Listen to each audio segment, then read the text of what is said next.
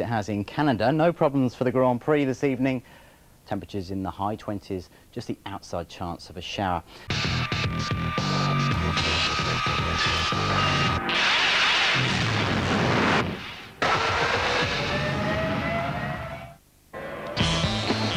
Look at that heat. Very hot out there, Murray, at the moment. Michael Schumacher, this is where Eddie Irvine got it wrong and lost time. Michael Schumacher's neater, tidier. Is he faster? Yes, yes, he is.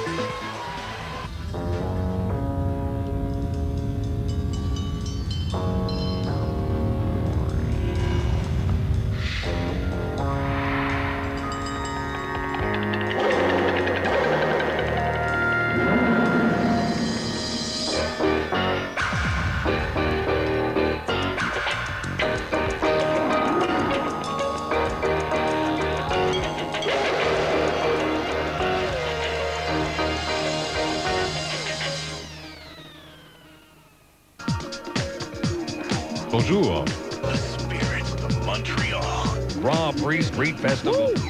Want to make your weekend a total blast? Répétez après moi. Le Grand Prix Air Canada. Merci beaucoup.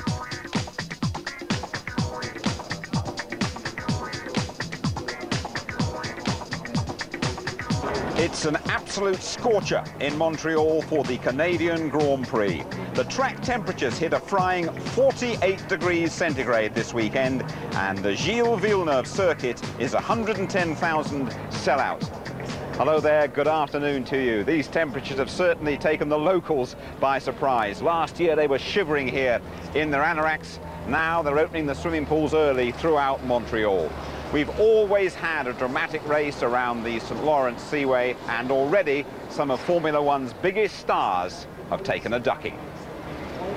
Last year's race set the trend. It's been followed this time round. We had astonishing scenes at the first corner.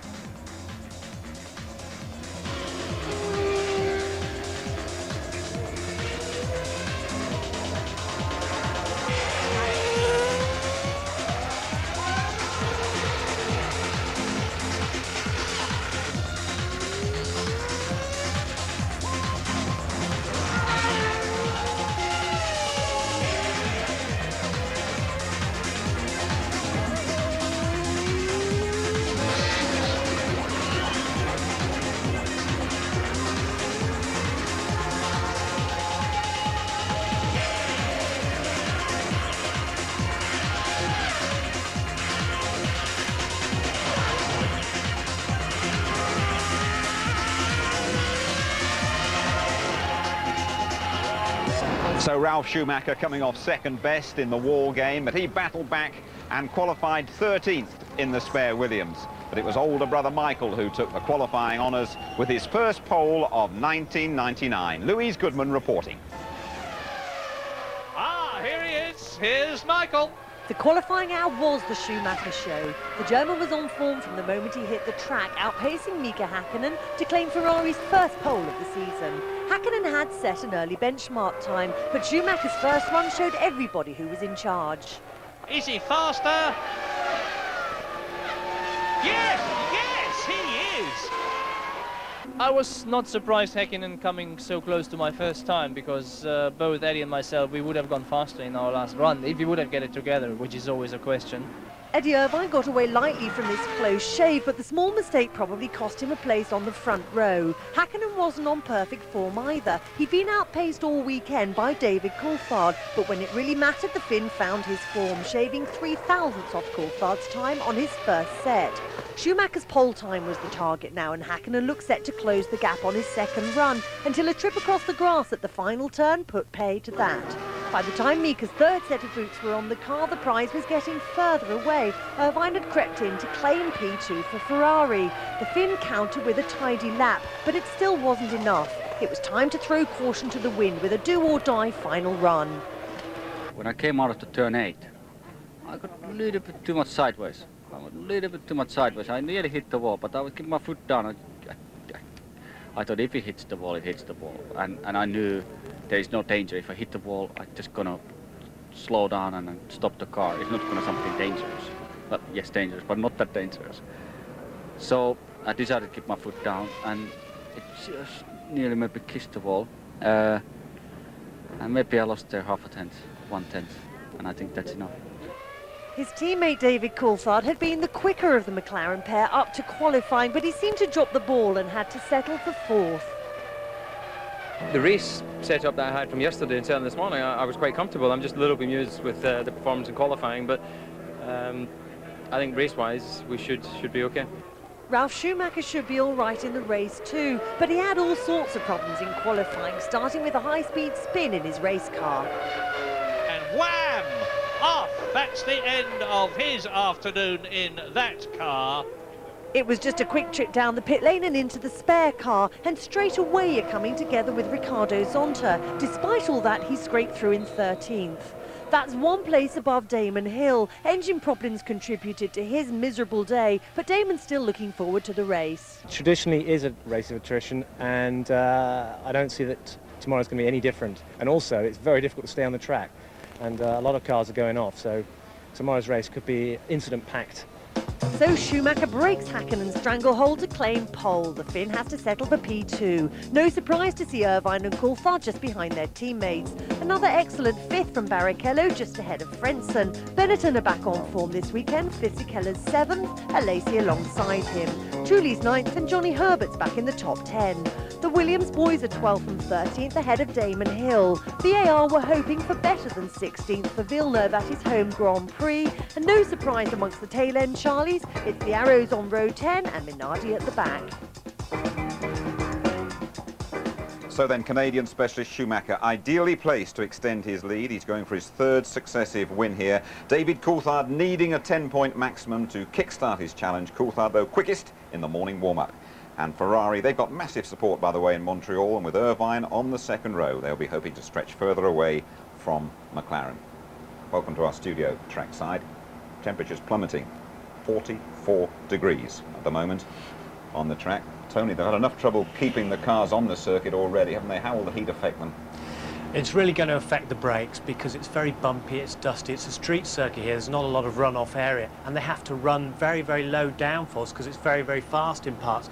But the point is they're going from very fast to very slow, so you get this huge weight transfer from the back to the front, which affects the brakes. If Ferrari have put bigger ducts, and really this is for the fittest of the fit. If you're not a fit driver, you're not going to make it today. Yeah, it's going to be a tough old race for everybody, but the drivers still not happy with those cars, are they? I'm amazed this far into the season they're still complaining about them, and I think it's because of the dominance of the aerodynamics over the grip of the tyre. Even the team bosses are starting to complain. You have to look that Schumacher, for example, in Barcelona, he preferred to wait rather than risk overtaking. They're so aerodynamically sensitive. If they get too close to the car in front, the turbulence affects them. They lose the grip, and you risk it trying to overtake. So even Bernie Ecclestone's now saying, look, we've got to get under the rear wings of the car. We've got to get overtaking back. OK, thank you very much indeed, Tony. Well, this is the biggest single event on the Canadian sporting calendar. Jacques Villeneuve really carrying the country's expectations on his shoulders. He's just received the Canadian Order of Merit. Yet to finish, though, in the new British-American racing car, starting from 16th on the grid today. Villeneuve's been talking to Louise. Jack, although you were born here, you really spent most of your life over in Europe, so do you feel any great pride or passion when you're racing in front of the Canadian fans? Oh, definitely. The roots at home with my father and mother and sister have always been very, very, very strong. We've always been a small Canadian Quebec island in Monaco, so yeah, definitely there's a lot of pride. Tell me about Barcelona. How much did you enjoy it? Was it nice to be racing at the front again? Yeah, it was very nice. It didn't happen often last year.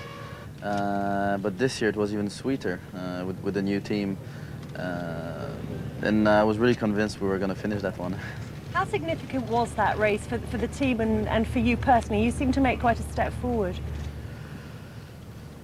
Well, I don't think we made a step forward. We were pretty competitive in Imola, but we didn't do a lap, so we couldn't show it in the race. And Monaco, in the race, the car was starting to go very fast just before it broke down. So it's been, I think we've been competitive for the last 3 races, and it's looking good for the rest of the season, if only we can finish a race now. I guess it's inevitable that it's always going to be an uphill struggle for a new team. Have you ever had cause to question your decision to move to BAR? No, no, you know, with this team you can only move up, you can only go forward, which is great. Everybody's working extra hard, harder than they normally would in another team. The atmosphere is great, and we're always moving forward, which is great. And the day we finish a race, the atmosphere is going to be unbelievable. Already here, I'm very confident that we're going to finish it. Presumably, I guess you're in it for the long term, are you? You don't make a move like that for short term. It's normal. You always keep your eyes open to opportunities. Anything can change. You never know. You never know what the future brings. But in general, when you take a decision like that, you're not looking at the next year. You're looking at what is going to bring you, 2, 3, 4 years down the road. But that doesn't mean you should be blind to what's happening around you. And what can you get here in Canada this weekend? Oh, points, definitely. But that's not what we want to fight for. We want to fight for at least a podium. He'll give it a real scrap, that's for sure. Jacques Villeneuve, supported by Danny Minogue here, by the way, this weekend. If his chances, though, of a home win are pretty remote, David Coulthard has a much more realistic chance of winning here in Canada. He should have won in '97. He was leading when he had to retire last year. David Coulthard started from pole in '98. Here's his pole lap. Different conditions, of course, and it's Mark Blundell talking you round. Let's take a lap with David Coulthard. Up to turn 1, braking hard, de-accelerate, down into second gear, turn into the left, into the right, gently over the curbing, squeeze on the gas, keep the rear end planted, third, fourth gear, coming up to turn 3, blind apex, turn in, right, left, up towards that barrier, keep away from that, it's nasty stuff, fourth, fifth gear, accelerating, down change into third, again over those curbs, the car accepts it really well and recovers off the corner. Look at the grime on the camera, that's the same for us. We just pull away a plastic tear off and we're back in vision again, under the tunnel.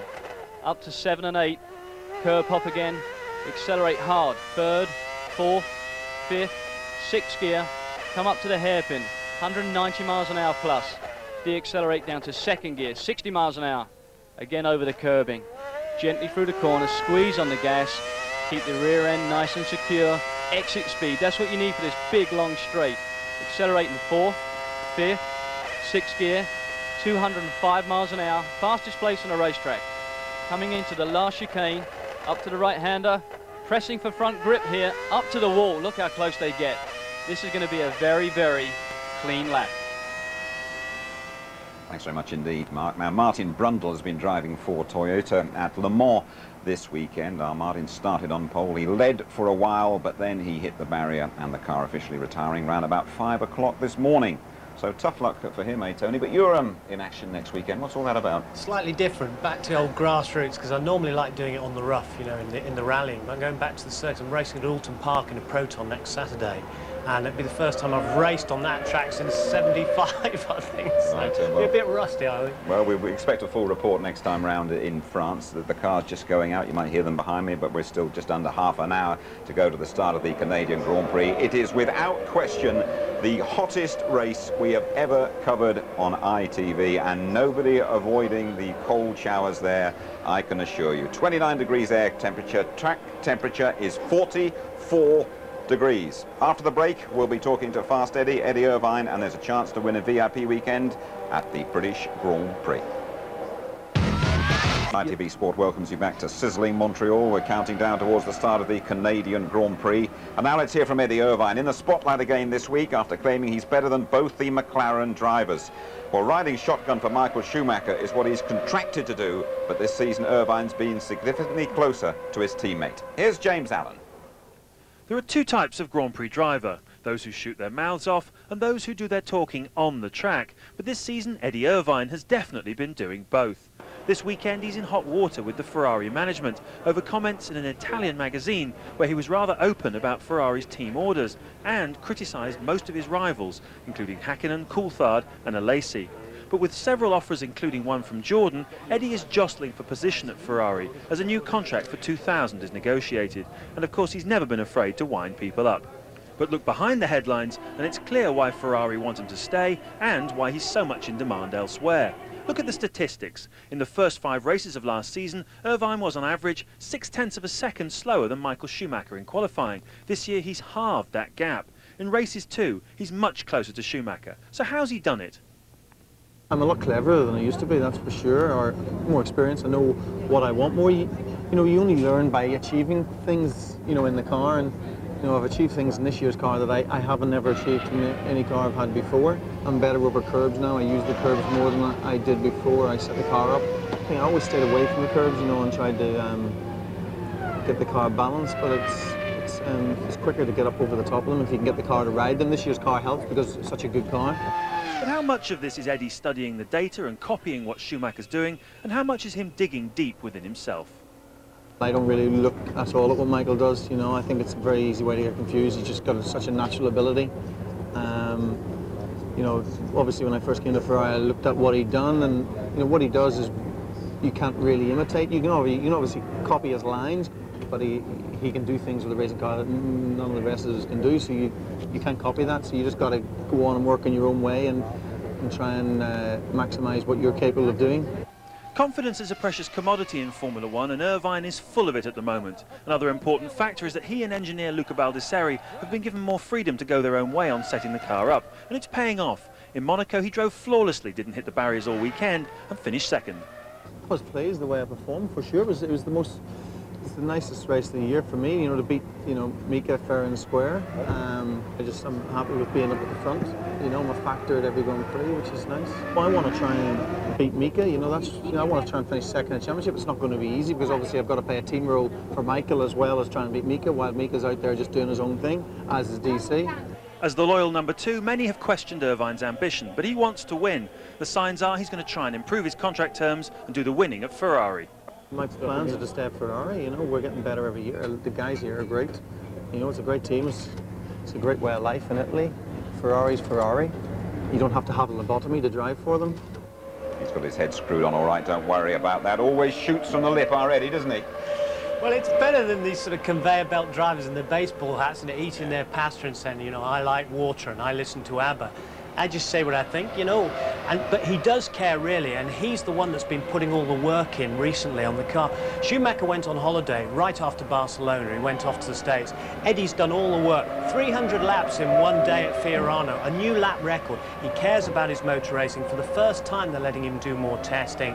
Todd says, well, it's the first time I've given him a good car, but it's more than that. He's getting closer to it now. Do you believe him? Is he on his way, or is he staying at Ferrari? No, I think he's going to stay. The best thing he can do is help Schumacher get the crown this year, then negotiate a new contract which allows him to go for it. Okay, well now it's time for our Murray Meets feature. Murray Walker, ducking and diving, meeting the great and the good in the Formula One paddock. Watch out, Murray, there's a co-commentator about.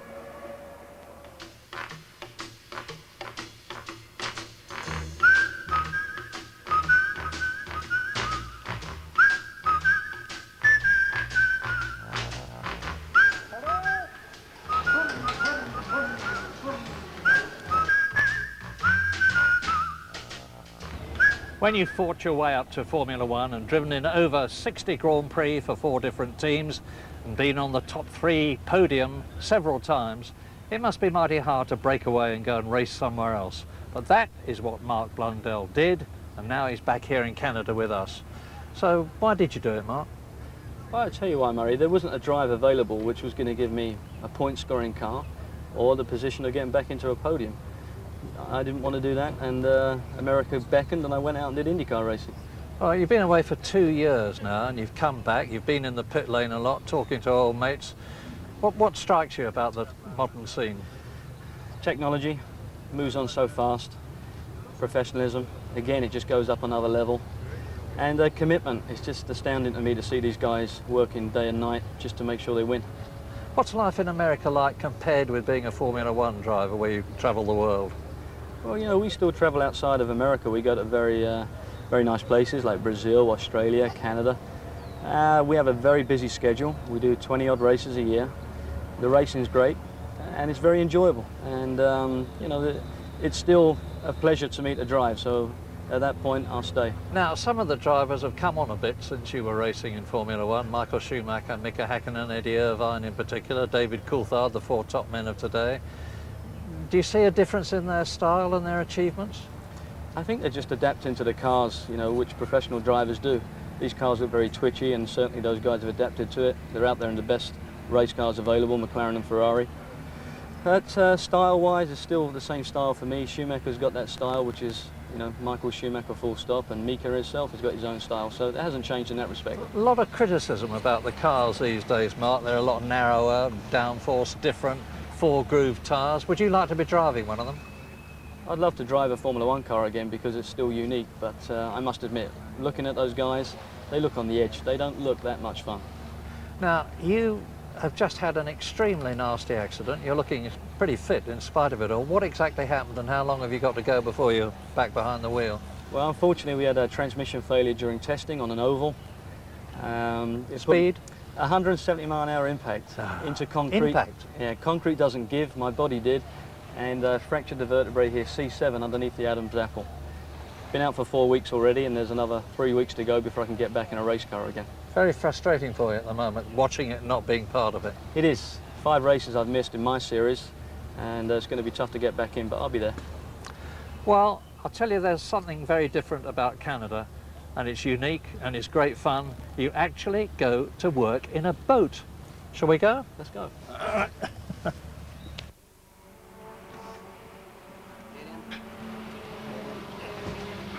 Okay.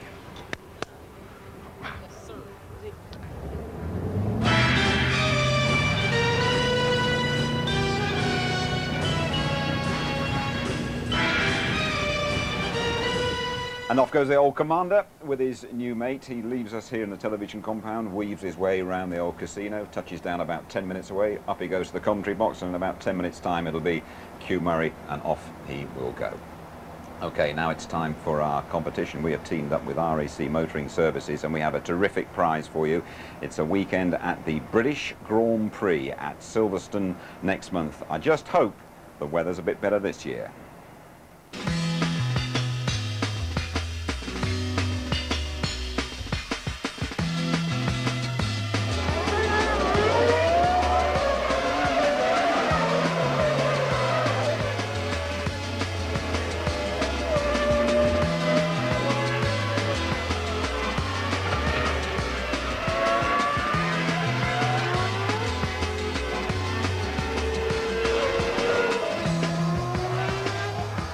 Now then, what you need to tell us, what was unusual about the 1998 finish? Was it A, the race was won behind the safety car, B, bad weather stopped the race, or C, the race was won in the pit lane?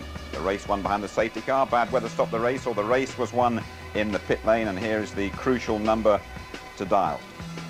0891 229966, 0891 229966, and the lines close at midnight on Wednesday the 30th of June. 5 pairs of tickets to the Grand Prix itself, by the way, for the runners-up.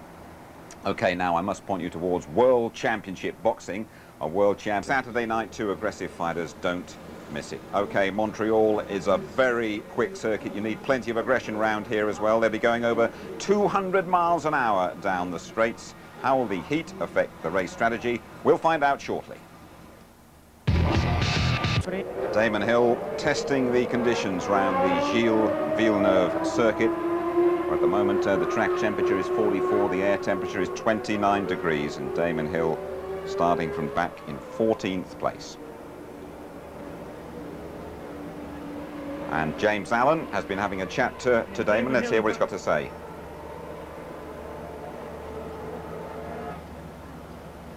Okay, we'll hear from James Allen and Damon Hill in just a moment, I'm sure. It's coming right up for you now. Well, Jim, it's unspeakably hot down here. Damon Hill, in fact, has taken the precaution of actually wetting his race suit. I mean, is it that bad, Damon? Yeah, I'm standing in soaking wet overalls here, but I'm nice and cool. You're quite a long way back on the grid. Do you think you can get yourself up there a little bit today? It's going to be difficult to overtake, obviously. That's the usual problem, but also I think this race is going to give an opportunity, even from someone as far back as I am, to get points.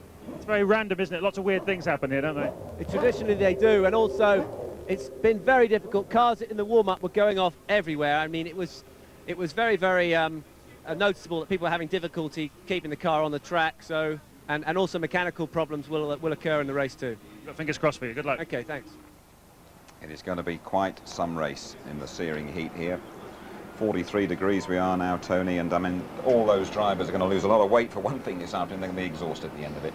Yeah, they are, and we'll look at Michael Schumacher, who's the fittest of the fit, and I would say very close behind him in fourth place in terms of fitness is David Coulthard. If you think about the layers that they're putting on now, they have the underwear, then they have a 3-layer astronaut suit, then the balaclava, then the helmet. It's going to be very, very hot indeed. It's going to be stifling. You don't actually mean that Schumacher's going to sweat, do you, this afternoon? Well, yeah, there might be a few beads there afterwards, but he'll wipe them away before we see him. OK, what about the race strategy this afternoon?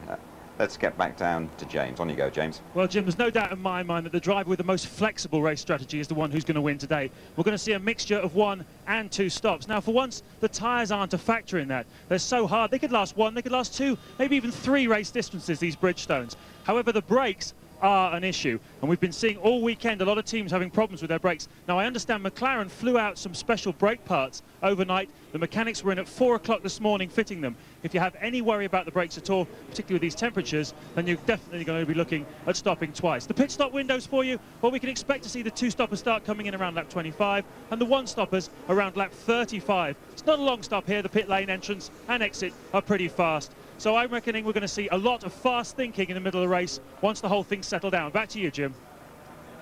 Thanks very much indeed, James. James Allen with the latest strategy there.